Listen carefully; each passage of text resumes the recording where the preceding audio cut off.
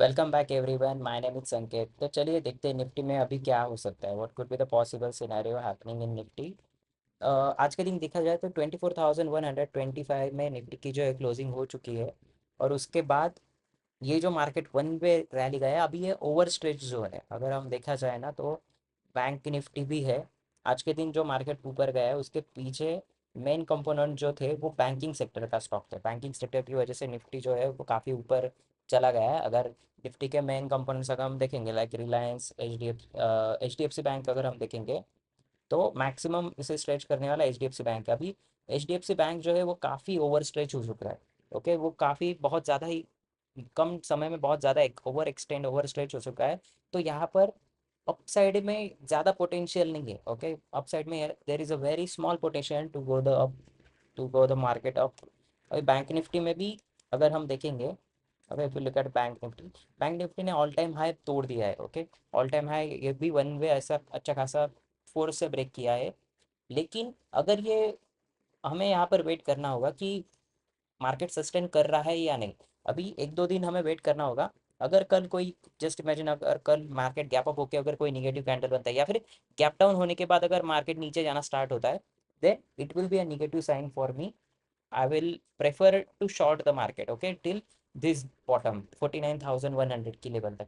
यहाँ तक तो मैं इजीली इसे शॉर्ट सेल कर सकता हूँ। या फिर अगर हम निफ्टी भी देखेंगे, so what I am trying to say कि निफ्टी जो है वो काफ़ी ओवर स्ट्रेच हो चुका है। अगर हम आर एस आई भी अगर देखेंगे, रिलेटिव स्ट्रेंथ इंडेक्स की, अगर आर एस आई तो इतना ज़्यादा ओवर स्ट्रेच नहीं दिखा रहा है, क्योंकि यहाँ पर एक डाइवर्जेंस तो है। Okay, like price is going up but R S I की वैल्यू जो है वो काफ़ी अभी तक ओवर एक्सटेंड नहीं हो चुकी है, नहीं हुई है। तो निफ्टी जो है अभी थोड़ा बहुत अभी और थोड़ा सा ऊपर जा सकता है 24,500 की लेवल तक। आई एम एक्सपेक्टिंग कि ये लेवल तक वो कहीं पर तो भी आ सकता है, 24,500 या फिर 24,600 700 की लेवल तक निफ्टी जो है आ सकता है। फिर उसके बाद हम फिर से एक फॉल देखना चालू कर सकते हैं। लेकिन वो फॉल कहाँ तक आएगा, मतलब कंसोलिडेशन होके ऊपर जाएगा या फिर कंसिस्टेंट फॉल होगा, ये तो हमें जो कैंडल्स बनेगी नेक्स्ट डे में वही डिसाइड करके देंगी। अगर मैं बॉलिंजर बैंड भी यहाँ पर अगर यूज़ करता हूँ निफ्टी में, तो बॉलिंजर बैंड के अपर बॉलिंजर बैंड तक हम पहुँच चुके हैं। Okay, from bottom lower Bollinger band to the upper Bollinger band, ये कंसिस्टेंटली वन वे सिनेरियो हो गया है। बीच में एक दो दिन मार्केट में हॉल्ट भी लिया था, ये 2 दिन और ये 2 दिन हॉल्ट लेने के बाद ये कंसिस्टेंटली स्ट्रेच हो चुका है। अभी अब आप जो ऑप्शन बायर ट्रेडर हो, अभी कल कैसे ट्रेड कर सकते हो उसके बारे में थोड़ा सा डिस्कस करते हैं। If you are option buyer you need a momentum. अभी ये एरिया में मोमेंटम ज़्यादा दिख नहीं रहा है, मतलब ऊपर ऊपर की साइड में दिख रहा है बट नीचे नीचे की साइड में ज़्यादा मोमेंटम दिख नहीं रहा है।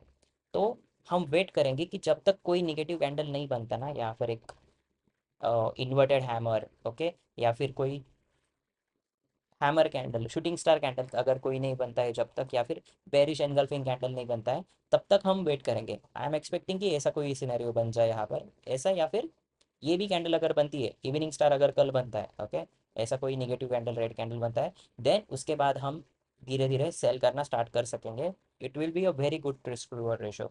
अगर यहाँ पर हम बाइंग का सिनेरियो प्लान करेंगे ना, तो वो ज़्यादा फेवरेबल नहीं रहेगा। लाइक यहाँ पर बाय करके हम स्टॉप लॉस यहाँ पर तो नहीं रख सकते। We need to put stop loss below the consultation. और अगर हम यहाँ पर स्टॉप लॉस रखेंगे और टारगेट इतना बड़ा रहेंगे तो रिस्क रिवॉर्ड हमारे फेवर में नहीं रहेगा, क्योंकि ऑलरेडी मार्केट इतना ओवर स्ट्रेच होने के बाद ये रैली कंटिन्यू करना थोड़ा सा डिफिकल्ट जाएगा।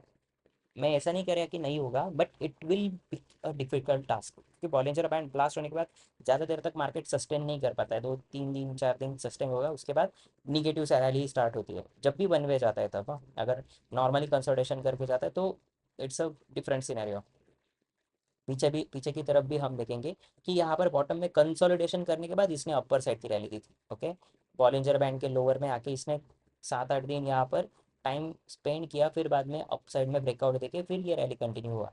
बट यहाँ पर क्या हुआ है, if you look at current scenario, lower side में कहीं पर इसने कंसोलिडेशन किया ही नहीं है। यहाँ पर भी देखेंगे, it was a small consolidation, फिर ऊपर की तरफ गया, फिर ब्लास्ट करके ऊपर गया, then it's again started come down, but यहाँ पर कोई कंसोलिडेशन हुआ ही नहीं है। तो अगर विदाउट कंसोलिडेशन मार्केट अगर जा रहा है ना, तो it will be a very difficult for the Nifty to sustain this momentum. So what I am planning, what I am trying to say कि आप लोगों को कल कैसा प्लान करना चाहिए। मैं पहले तो ड्राइंग पूरा रिमूव कर देता हूँ। We need to wait, okay. कल हमें वेट करना है कि मार्केट में कौन सा कैंडल बनता है।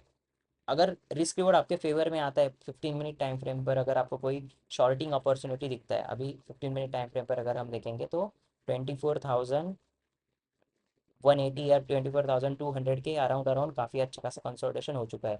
तो ये कंसोलिडेशन अगर ये नीचे नीचे की तरफ फॉलो थ्रू देता है, ओके, फॉलो थ्रू देता है, तो ये बेस स्ट्रक्चर तक हम इजीली टारगेट कर सकते हैं। जो ये ओवर स्ट्रेच हुआ है ना कम समय में, you can target till here.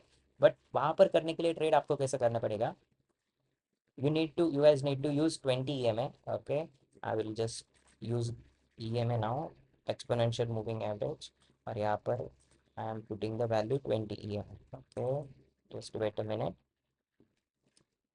okay। So this is a 20 EMA line, crossover line, normal 20 exponential moving average है 20 का रेंज है, 20 कैंडलस्टिक का रेंज है ऑन 15 मिनट टाइम फ्रेम है। ये याद में रखना है कि 15 मिनट टाइम फ्रेम पर ही आपको यूज़ करना है।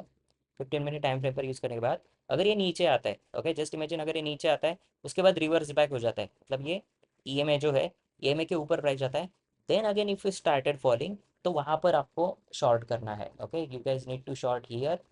वो EMA का जो ऊपर का स्विंग बना है उसके ऊपर थोड़ा बहुत, उसके ऊपर स्टॉप लॉस, और टारगेट जो हमको लेना है वो डायरेक्टली ये पॉइंट तक, ओके। ये मंथ तक की टारगेट आपको 2-3 दिन में ही टारगेट आपको मिल जाएगा, क्योंकि ये जो कंसिस्टेंटली ऐसा सस्टेनेबल नहीं रहा है, okay. It was not a healthy movement, ये काफ़ी अच्छा खासा हेल्दी मूवमेंट नहीं था। ये वाला था कि 20 EMA के पास सपोर्ट लेके गया, that's what the good movement. But उसके बाद इसने 20 EMA को टच भी नहीं किया, उसके बाद कंसिस्टेंटली रैली दिया। तो ये रैली ना थोड़ा बहुत मुझे ट्रिकी लग रहा है। It could be the possibility कि बायर्स को ट्रैप करने का सिनेरियो है, जो कि मोस्टली होने वाला है। Most of the people will now try to invest and they will get lock, okay. तो आपको नीचे जब आएगा तो आप इन्वेस्ट करना है, कभी भी ऊपर जाए तो इन्वेस्ट नहीं करना है, ठीक है। तो that's the video for tomorrow. I hope you like this video. अगर आपने आज कुछ किया होगा ट्रेडिंग में तो नीचे कमेंट सेक्शन में ज़रूर बताना कौन सी डिफ़िकल्टी आप फेस कर रहे हो। I try to make video regarding that, क्योंकि मैंने पीछे के जितने सारे वीडियो देखे हैं ना, कई बार भी आपके सजेशन आए ही नहीं है। तो try to give me the suggestion, positive comments, try to give positive comments. Negative अगर आप जो सीन फेस कर रहे हो उसके बारे में भी आप कमेंट कर सकते हो, क्योंकि it will help me to make a video regarding that, okay. So thank you so much for watching and I'll see you guys in the next one. Bye.